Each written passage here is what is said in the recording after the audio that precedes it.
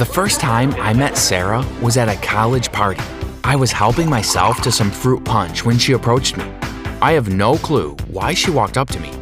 I was this shy, awkward kid who had barely even spoken to a girl before. But then we started chatting, and next thing I knew, we were dating.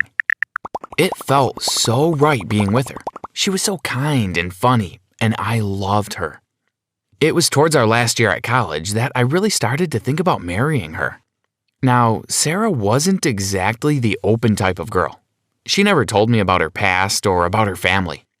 All I knew was that she grew up in Kansas like me, and she went to college because that's what her mom wanted her to do. And that was about it. I didn't even meet her mom until our second-year anniversary.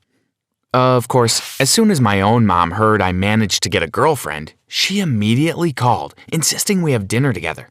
We all had dinner together, myself, Sarah, and my mom. My dad had left the family long ago. All I had of him was this old picture. I was only 6 years old, and he was holding me in his lap. He always wore a suit and tie, and his black hair was peppered with gray. He looked so big and protective. He held me so tight. But my mom told me he had cheated on her and had left her to raise me as a single mother. I always hated my dad for that. Sarah and I lived happily together for a couple of years.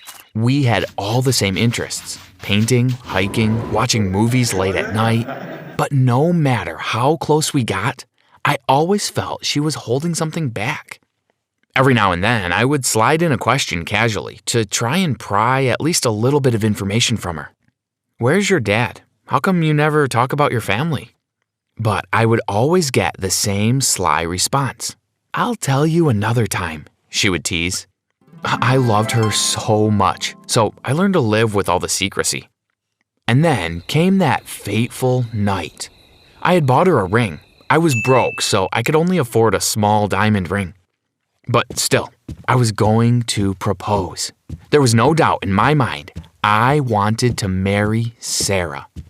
I planned on proposing to her at her house. We normally had date night at hers, since her mother never seemed to mind. We ordered pizza, put on a movie, while the ring rested in the back pocket of my pants.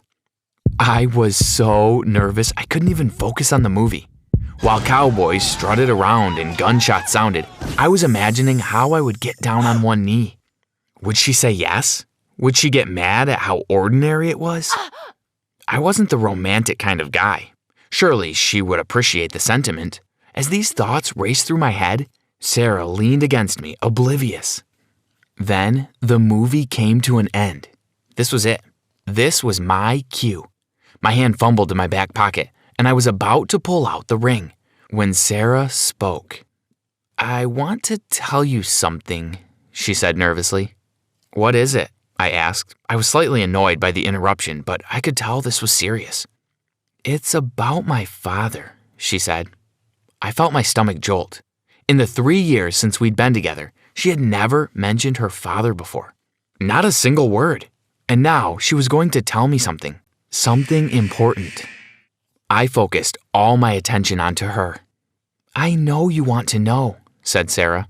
"And it's not fair that I kept this from you for so long. But it's time I told you." "What?" I said curiously. "My father left us years ago. My mom still doesn't really know who he was. He just sort of came into her life, then left as soon as I was born." I remained silent. For her, this was a lot to share. Sarah leaned over, rummaging through a drawer in her desk. She pulled out a photograph, its edges rough with age. "This is the only picture I have of him. It was taken on the day I was born." She flipped the picture so I had a clear view of her father. And then I gasped. Because in the photo, holding a seemingly newborn Sarah, was my father. He had the same peppered black hair, the same suit and tie.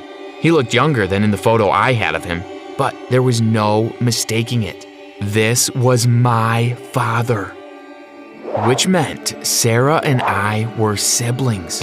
Well, half siblings, but still, this changed everything.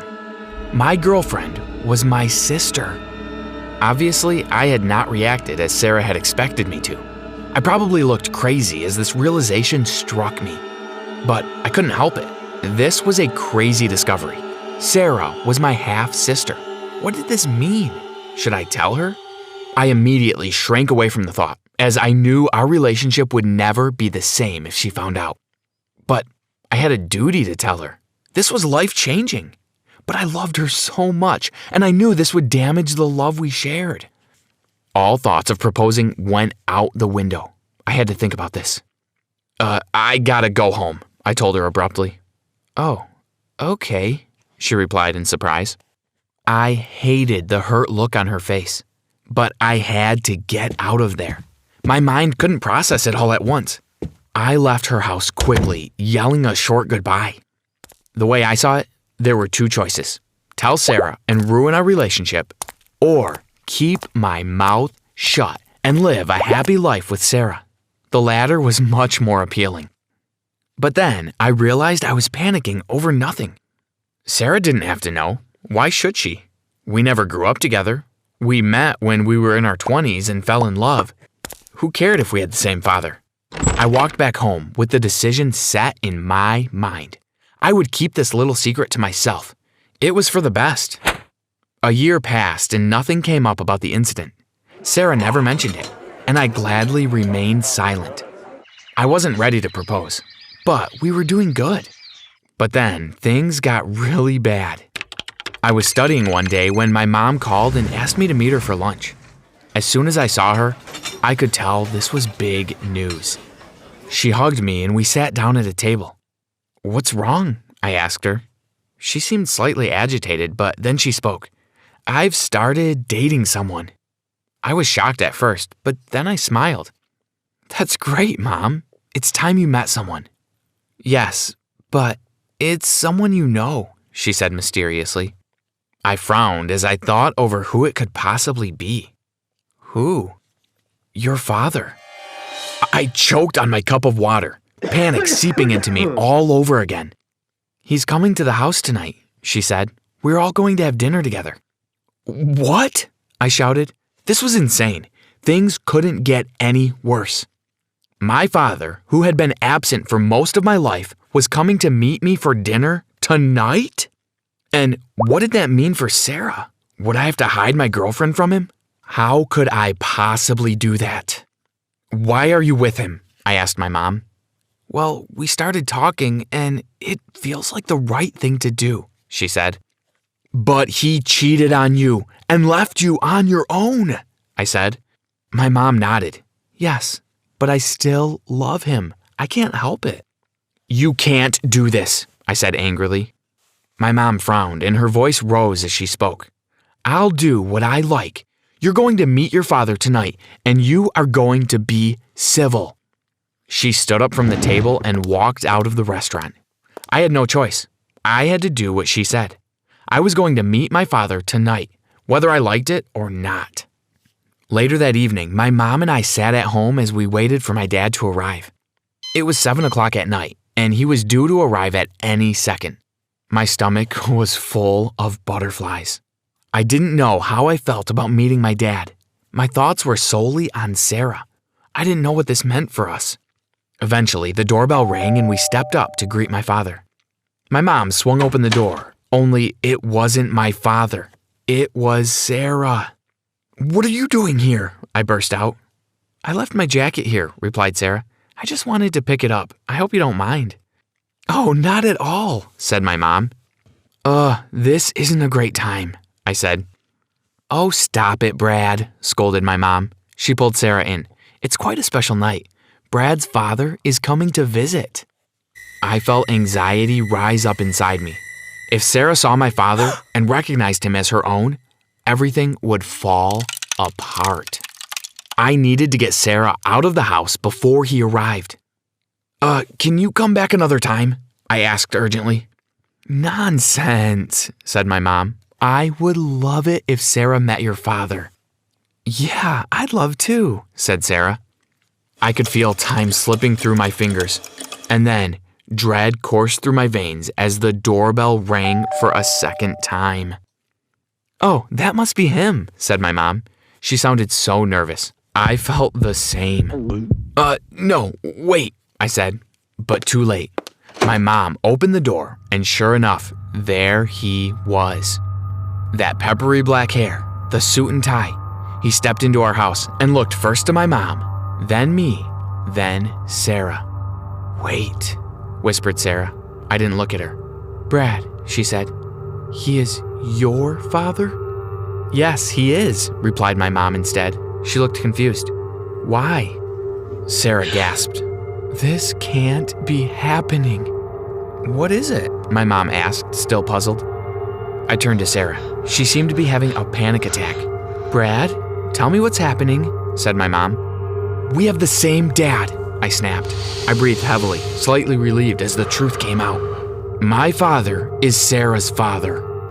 My mom raised a hand to her lips in surprise, and my father similarly looked taken aback. Sarah paused for several seconds, but then she darted out the door, past her father, past my father, and disappeared out into the street. I rushed after her, ignoring my mom's pleas to stay inside. Finally, I caught up to her and pulled her to the side. "Sarah, wait," I said. "We're half siblings," she said in a dazed state. I nodded. "Yes, but this doesn't have to mean anything." She pulled her arm from my grasp. "You knew?" she said in disbelief. I nodded reluctantly. "But this doesn't change us, right? We still love each other." "I don't know," said Sarah in hesitation. Fear shot through me. "Oh, come on, Sarah," I said. "You don't mean that." "Brad," she said, "we can't be together. This isn't right." "No," I cried. "Who cares?" "I do," she said. "Brad, I'm breaking up with you. It has to be done." I protested, begging her to take it back, to think about how much I loved her. But she raised her hand. "No, Brad," she said firmly. "This is over." "Wait," I started, but she cut me off. "I've made up my mind," she said. "We're through." Without warning, she bolted, sprinting off into the distance. I rushed after her, but she had disappeared down an alleyway, lost from sight. That was it. Sarah was gone. Fast forward to now, 5 years later. I've graduated college, and I'm working as the manager of a sports equipment store. After Sarah broke up with me, I called and called her for weeks, but she never picked up. And just as quickly as she came into my life, she left it, seemingly without a trace. My mom and dad tried dating for a while, but it didn't work out. And now he's back to doing whatever he was doing, and my mom is at home alone. But I think that's probably for the best. Sarah was my first love, and she was my only sister. When I look back on it now, I always wonder what would have happened if Sarah had never shown me that picture, and if my mom had never gotten back together with my dad. Would Sarah and I have stayed together? Would we have married? Every day I wonder what would have happened, but I guess I'll never know. Thanks for watching. If you enjoyed my story, leave a like, subscribe to this channel, and check out our other videos. Trust me, you won't be disappointed.